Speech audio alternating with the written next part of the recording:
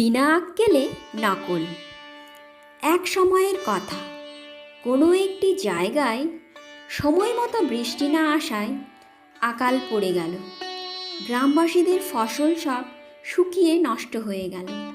তখন সে জায়গায় দুর্ভিক্ষ দেখা দিল। এই রকম পরিস্থিতিতে বেচারা কাক ও অন্যান্য পশু পাখিদেরও খাবারের এক টুকরো পর্যন্ত পাওয়া মুশকিল হয়ে গেল। যখন কাকেরা খাবারের জন্য অনেক দিন থেকে কিছুই পেল না, তখন তারা খাবারের সন্ধানে এক জঙ্গলে গিয়ে উপস্থিত হলো। জঙ্গলে পৌঁছে এক কাক ও তার বউ একটি গাছে গিয়ে আশ্রয় নিল এবং সেখানেই তারা তাদের বাসা বানিয়ে ফেলল। ওই গাছের নিচেই ছিল একটি ছোট্ট পুকুর।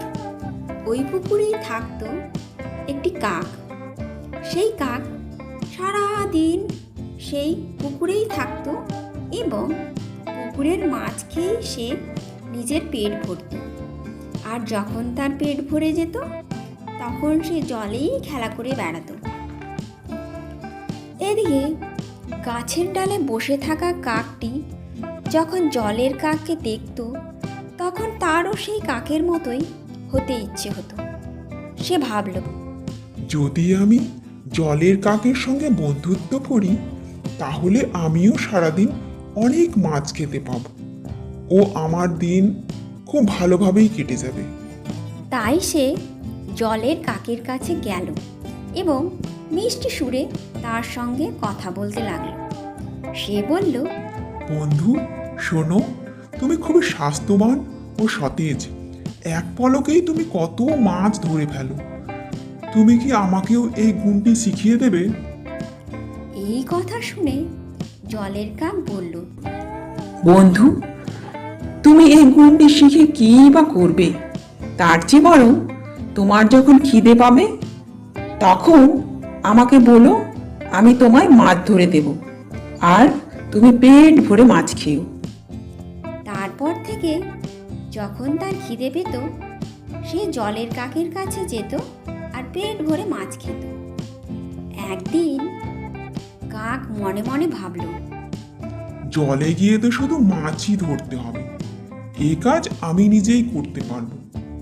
আর কতদিনই বা ওই জলের কাকের উপর নির্ভর করে থাকবো। তাই সে মন স্থির করল, এবার সে নিজেই পুকুরে গিয়ে মাছ ধরে খাবে।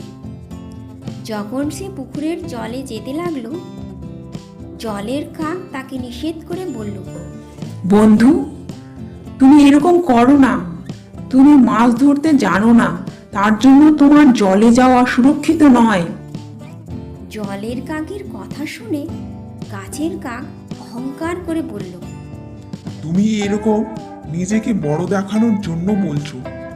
আমিও তোমার মতো জলে গিয়ে মাছ ধরতে পারি, আর আজ আমি এটা প্রমাণ করেও দেখিয়ে দেব।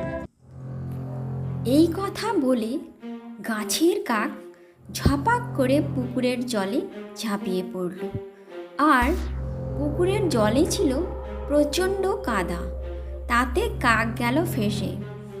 গাছের কাক সেই কাদা থেকে বের হওয়ার কোনো বুদ্ধি খুঁজে পেল না। সে কাদার মধ্যে ঠোঁট দিয়ে নিজেকে বের করতে চাইল, আর তার ফলে তার ঠোঁটও কাদায় ফেঁসে গেল। অনেক চেষ্টা করেও সে সেখান থেকে নিজেকে বের করতে পারল না এবং জলের মধ্যে শ্বাস নিতে না পারায় তার মৃত্যু হলো। কিছুক্ষণ পর কাককে খুঁজতে খুঁজতে কাকবউ যখন সেখানে এলো এবং জলের কাককে নিজের কাকের সম্পর্কে জিজ্ঞেস করলো, জলের কাক সমস্ত কথা বলল। তারপর বলল, আমার নকল করার চক্করে সে নিজের প্রাণটাই হারিয়ে ফেলল। নীতি কথা হলো এই যে, কারোর মতো যদি নিজেকে দেখাতে চাও তো তার জন্যও পরিশ্রম করতে হয়। আর অহংকার মানুষের জন্য খুব খারাপ ব্যাপার।